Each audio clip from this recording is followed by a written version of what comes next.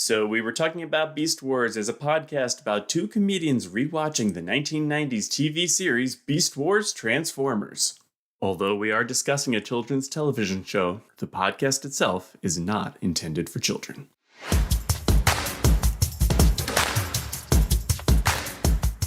Hi everybody, thank you for joining us. I'm Andy Hunter, joined as always by Phil Thomas. Hey, everybody. Usually we start the episodes with some little sketch or something a little silly. Today, I'm going to be real for a minute. I'm going to tell you all what a great friend my buddy Phil Thomas is. He gave me, for my birthday, the Masterpiece Rhinox toy, which I think just came out last year in 2024. And if you ever wanted a Rhinox toy that actually looks like Rhinox from the show, and not Rhinox from the show's much less impressive little brother, this toy is really sweet. This is an audio medium, so I can't show you, but I am holding it. I have big hands, and Rhinox really fills up my hand. Feels very solid. Looks awesome. I think I might be a little bit too much of a dummy to transform him much back and forth. If you haven't really played with Transformers since your younger days, they can get more complex than they used to be. So I'm just keeping him, I think, in robot mode for the foreseeable future, but he looks so freaking awesome. Anything you've got to say about this dude, Phil?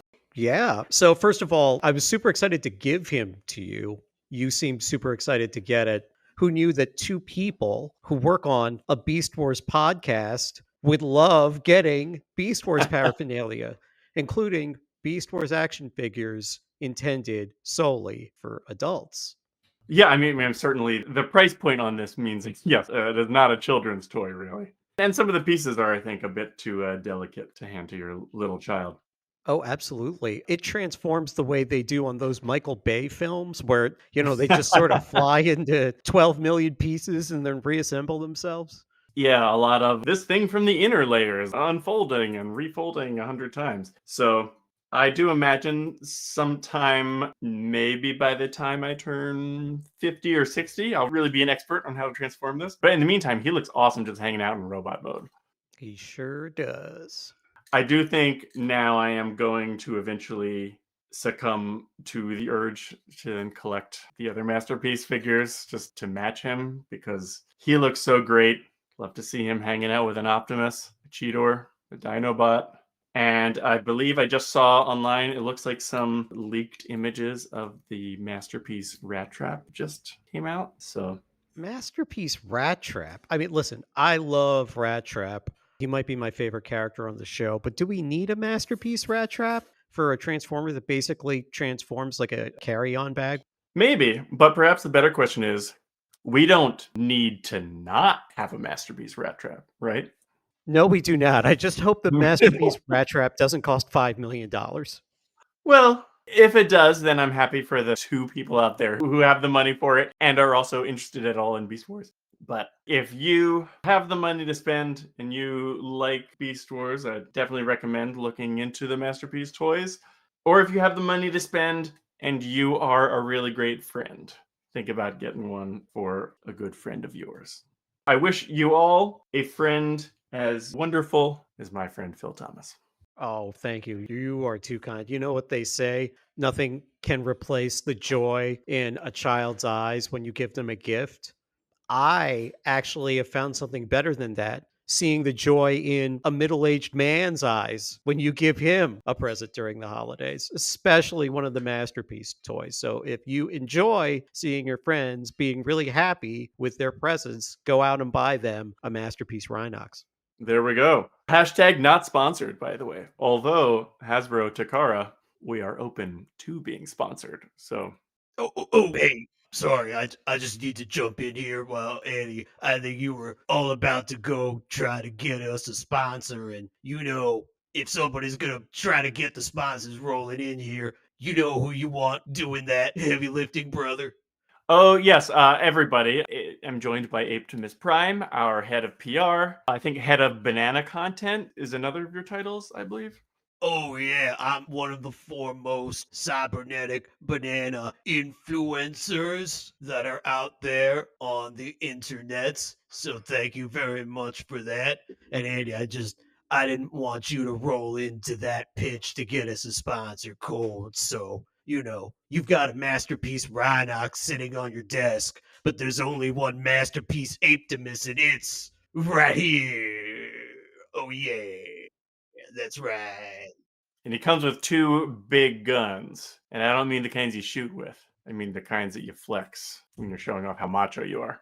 That's right. It's the kind that you try to show off when you have a full length jeans jacket and you want to cut off the arms, but you don't have scissors. So you just kind of hope that a hole opens up and then you can rip them off. And then you tell all your friends that you bought it that way. Yeah. Everyone, Apetimus is being modest. I've seen him destroy the arms of many a jean jacket just by flexing. So, Apetimus, you're selling yourself short. Oh, thank you. Thank you. That was a compliment, right? Yes. Oh, yeah, for sure. Okay, thank you. Sponsors, there are two humans here, and they love bananas, but I really love bananas, and I really love Masterpiece Toys, so hook us up out there. Thanks. Thanks for letting me do the plug, Andy. I'm out. You got it. So, we were talking about Beast Wars.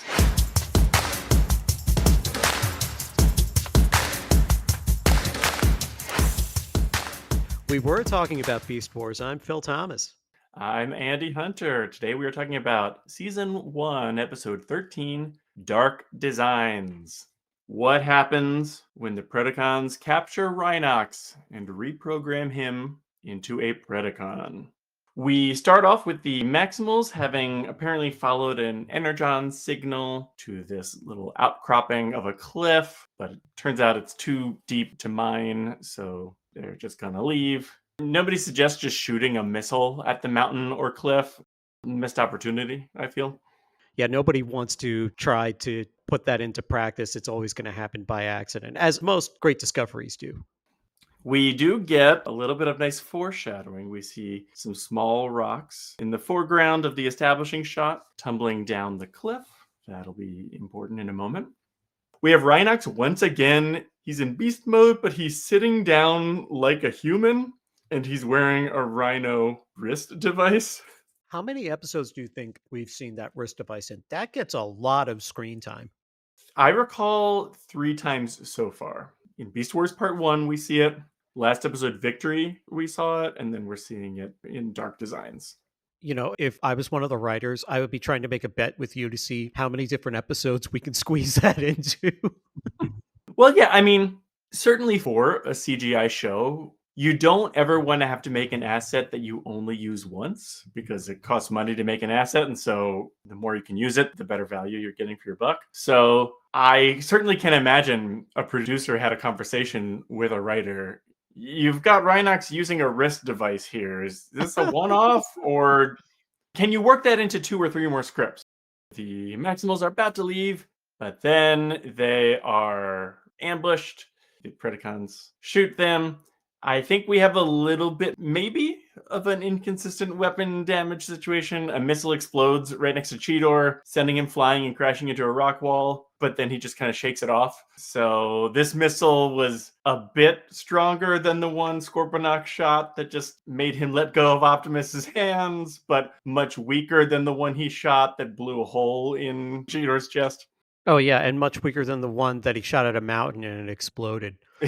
Yes.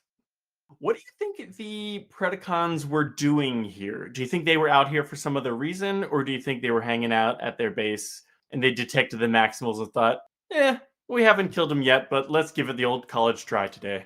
It's funny. I kind of had that thought when they suddenly appear. They suddenly appear all as a group in all one spot, as if this was like one of those Warner Brothers cartoons where they creep on their tippy toes the whole way from their base to that. It was really kind of comical the way they were all bunched together and they just kind of showed up like Jets and the Sharks. Yeah. The Maximals transform to fight them. When Optimus transforms, he just says Optimus Maximize. Because I think every other time so far he said Optimus Primal Maximize. Oh, that's interesting. I did not catch that. Good catch by you. It's weird because, of course, none of the other characters have a first name and a last name. So we've yet to encounter a situation where any of them would really have an opportunity to shorten their name. Dinobot doesn't say Chopperface Maximus. Oh my god, that was the exact example I was thinking of. I was thinking of saying Oh. the exact same thing. Yeah, what's next? Dinobot's gonna say, Chopper face, maximize. Great minds. Yeah. So they fight. There's a lot of shaky cam in this fight. Did you catch that?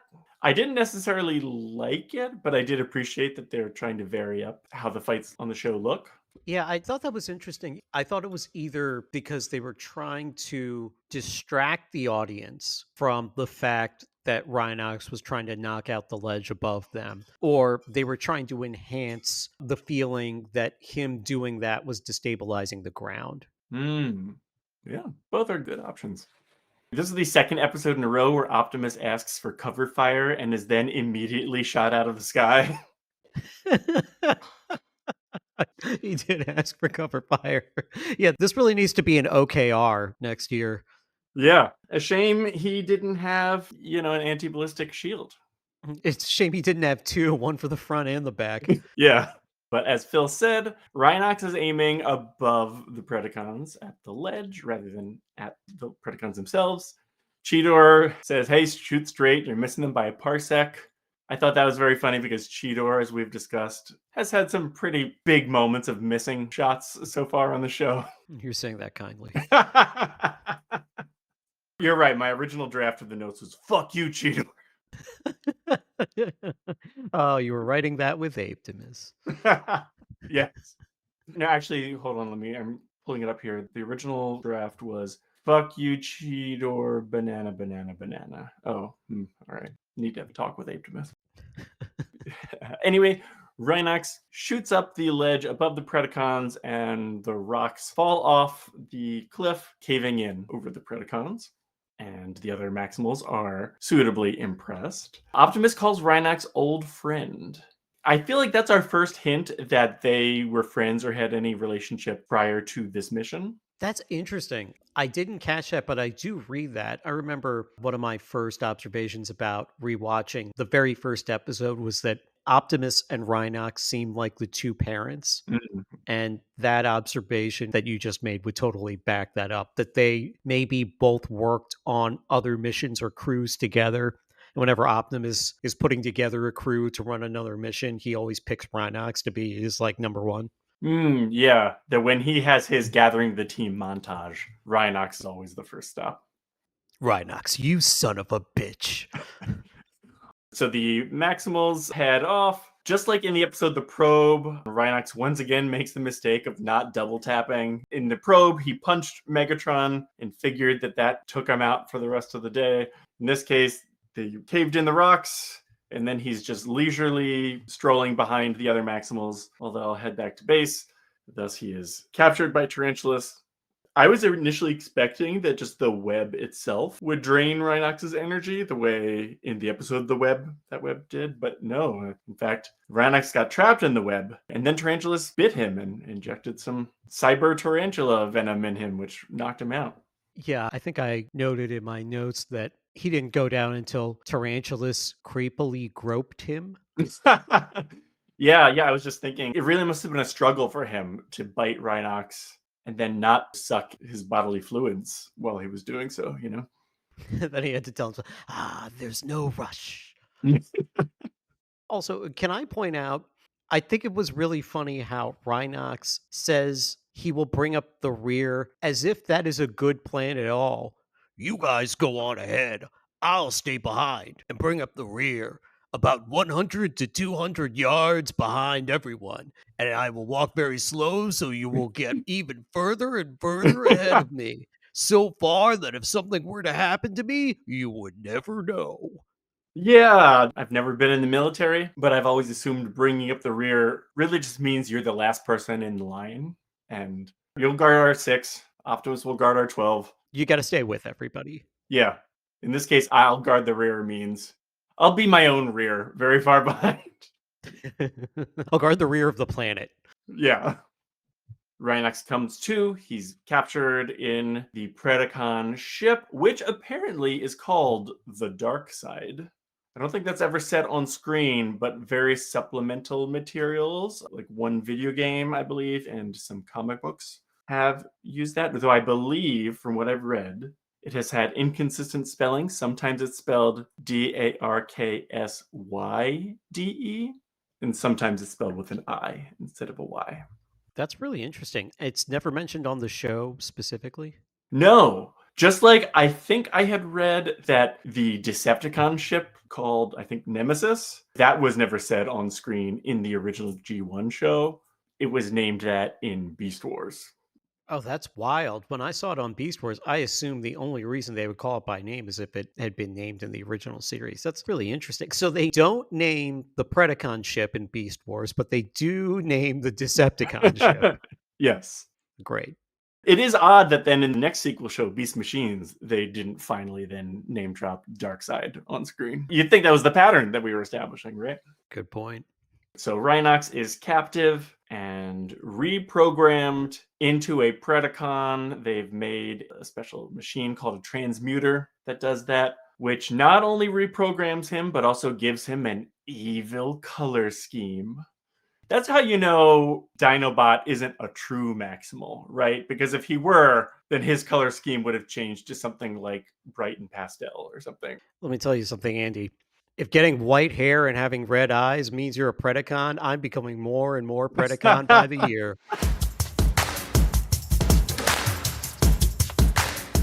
So the Maximals finally discover that Rhinox is missing.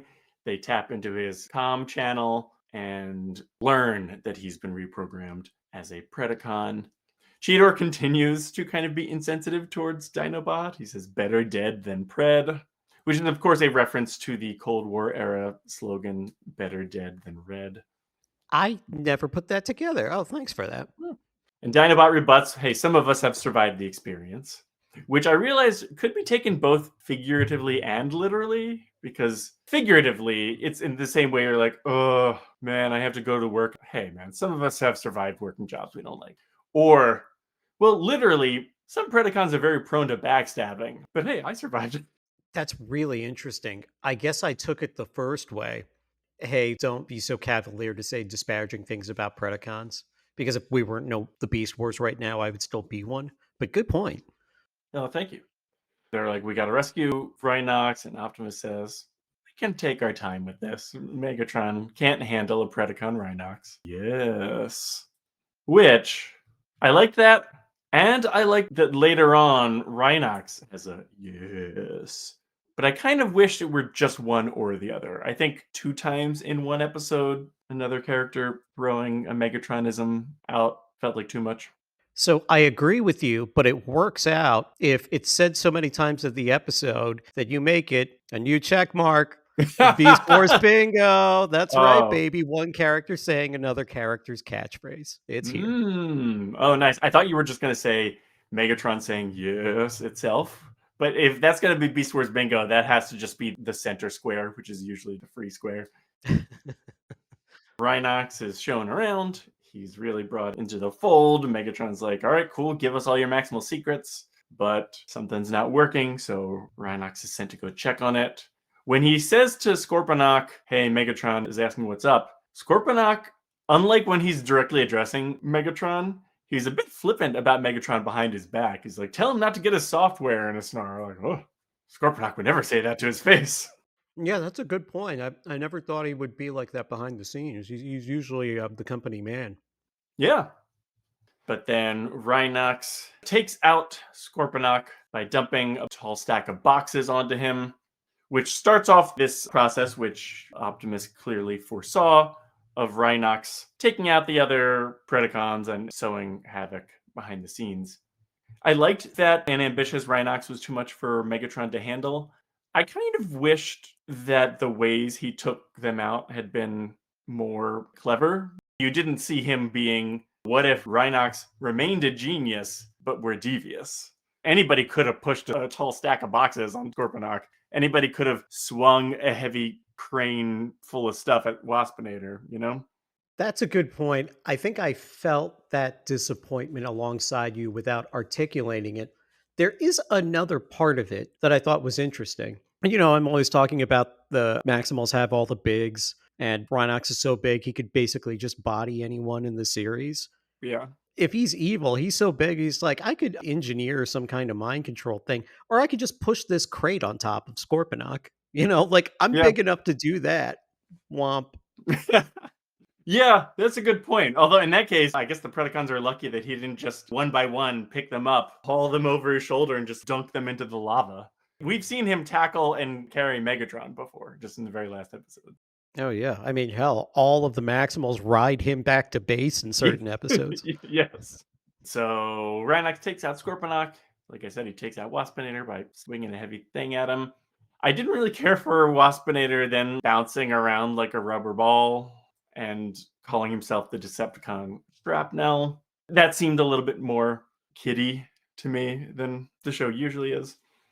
But there's a nice little Easter egg in there. At one point, Black Arachnia calls him a wacko, and Waspinator says, "No, I'm actually Wonko the Sane." That is originally a reference to a character from the Hitchhiker's Guide to the Galaxy books. But in this case, it specifically comes from, it was the then screen name of Ben Yi, a Transformers fan who was active on the forums at the time where the head writers of Beast Wars were active. And he basically kind of became a fan creator liaison during the production of Beast Wars.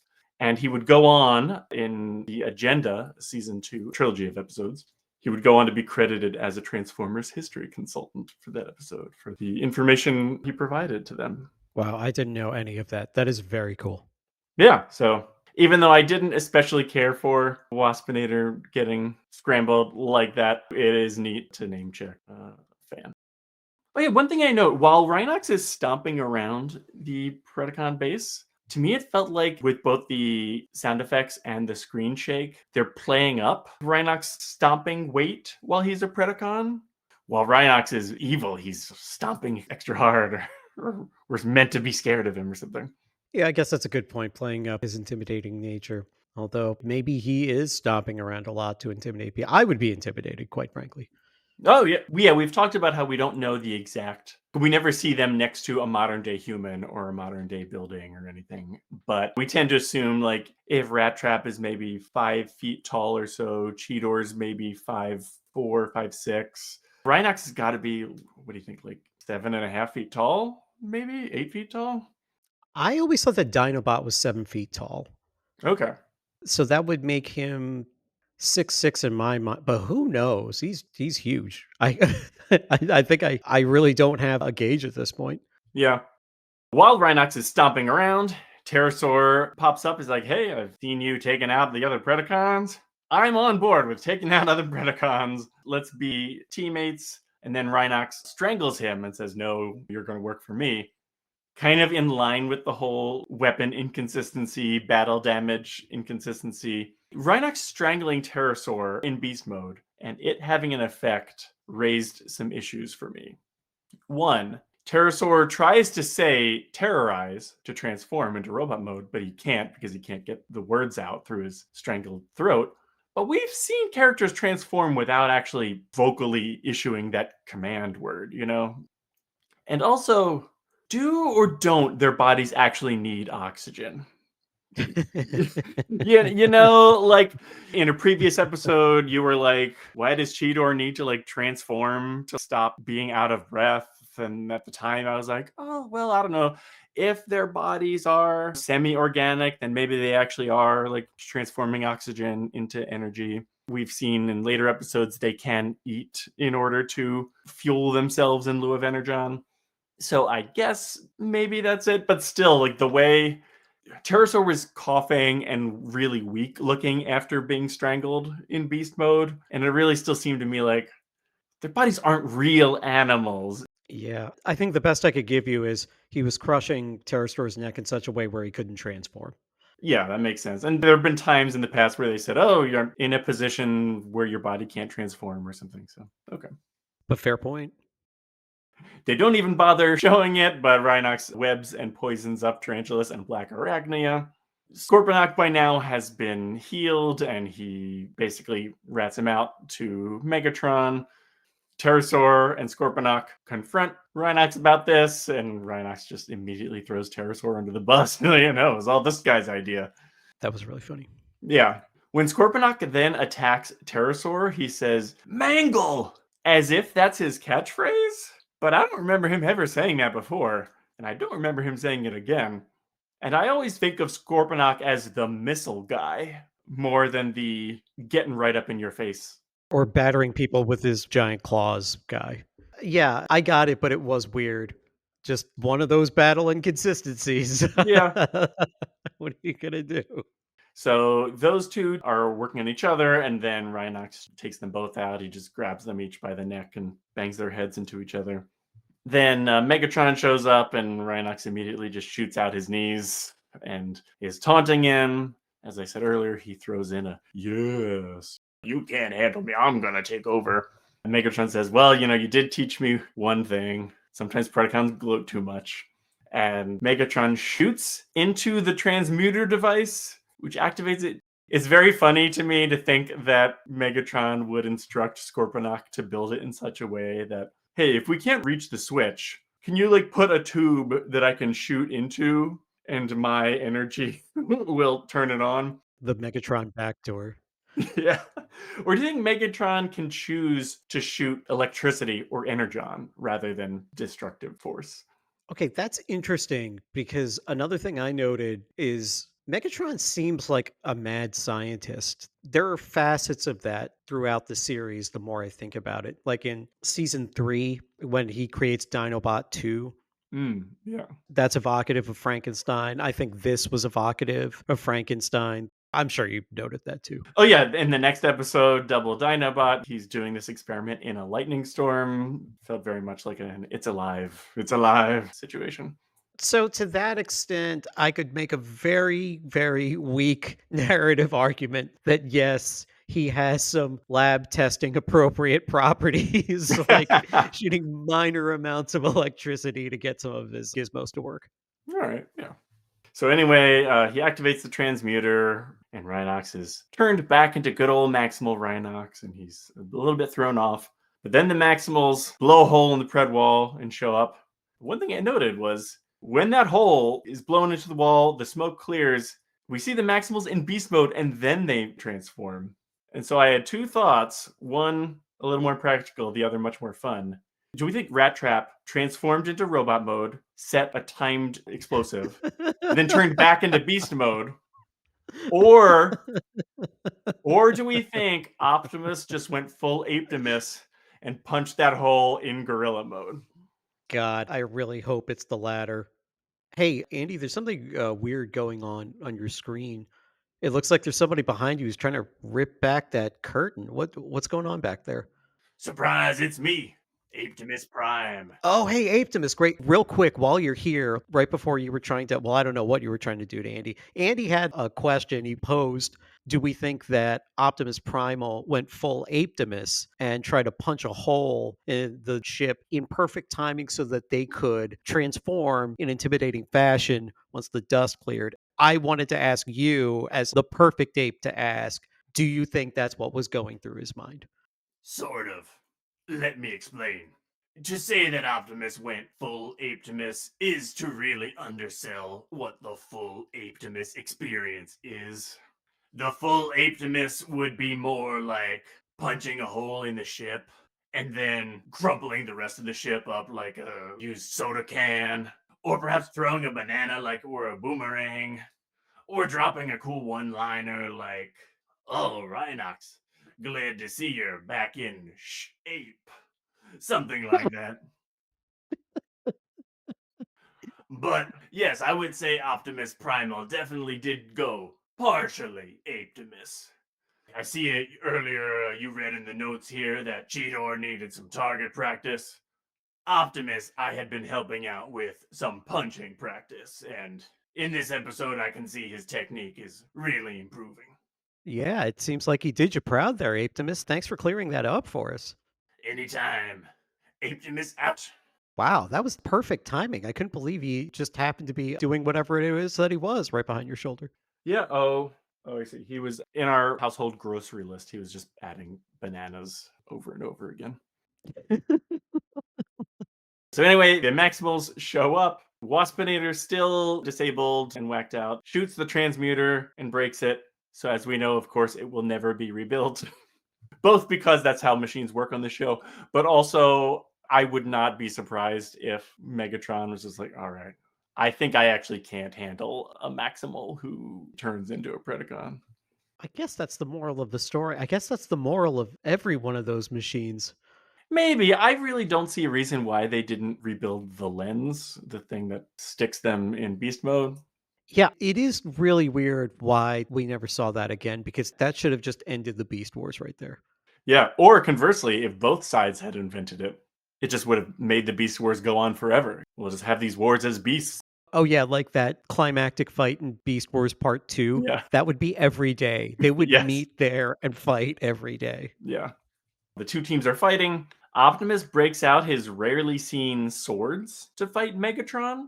But I think any potential coolness of the moment was sadly undercut by Optimus playing the role of the fancy sword guy in Raiders of the Lost Ark, who does a big fancy thing and then just gets shot. Yo, I had the exact same observation. And then there's another Raiders of the Lost Ark reference in this fight too. Did you catch that?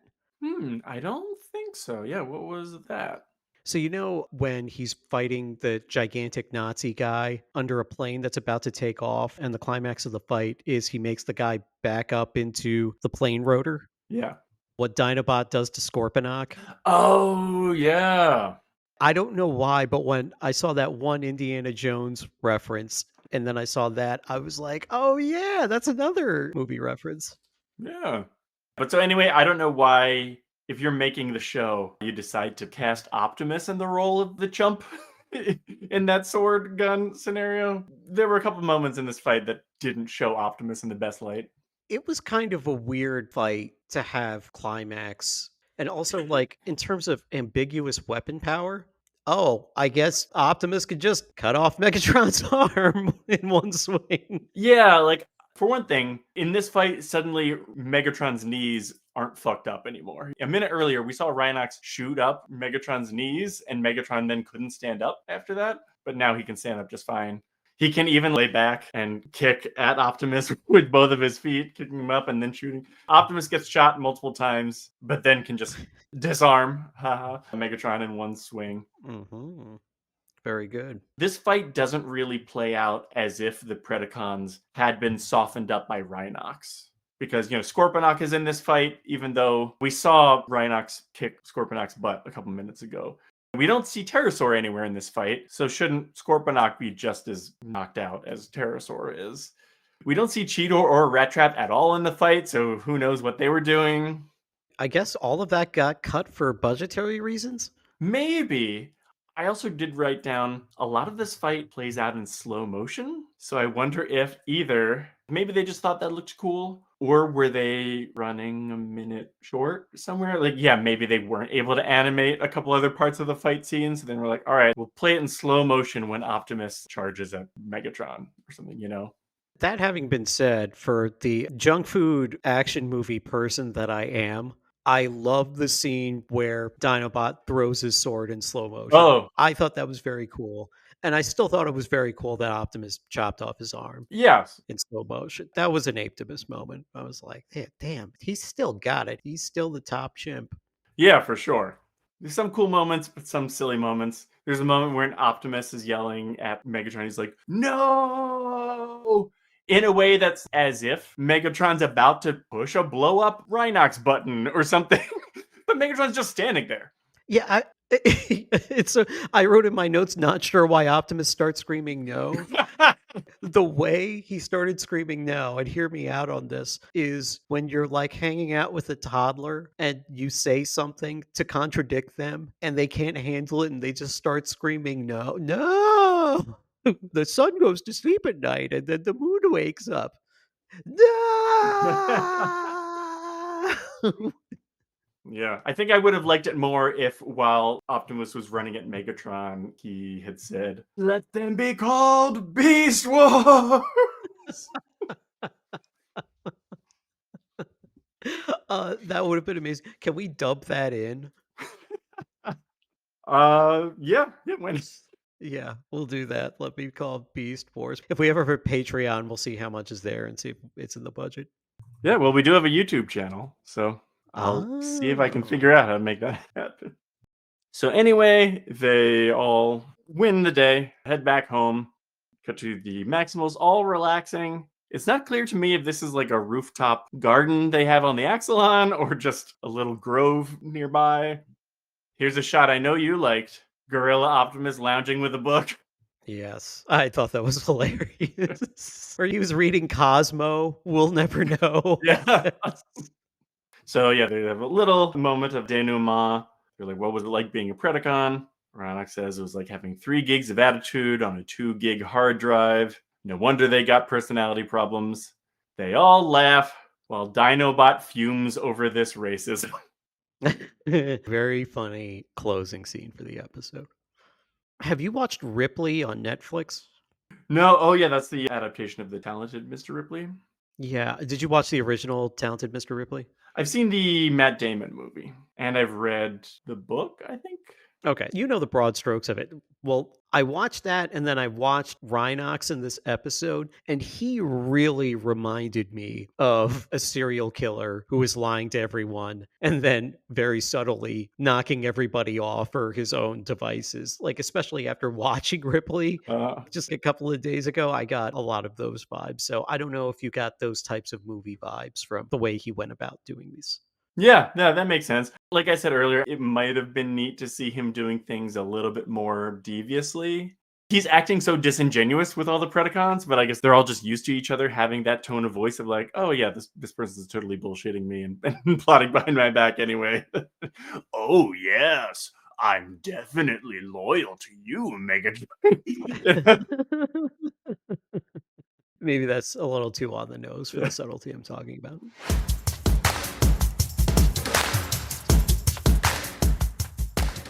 Beast Wars bingo moments. Bullet train. Maximals running from exploding Pred base. Yeah. I had no hanging precariously, although they did fight in an air duct and I thought it might happen. There was no animal looking to the sky, but there was an animal reading a magazine. Yes. Beast Wars body horror moment. This is kind of a stretch. When Optimus gets blown up in the beginning of the episode, he has to be helped back to base by Cheetor. He's leaning on Cheetor when he goes back. That doesn't really count. Yeah. Inconsistent weapon power. Optimus cuts off Megatron's arm. And because, why stop? Let's just have as many Beast Wars bingo categories as possible. Somebody else's catchphrase, we have Optimus saying, yes.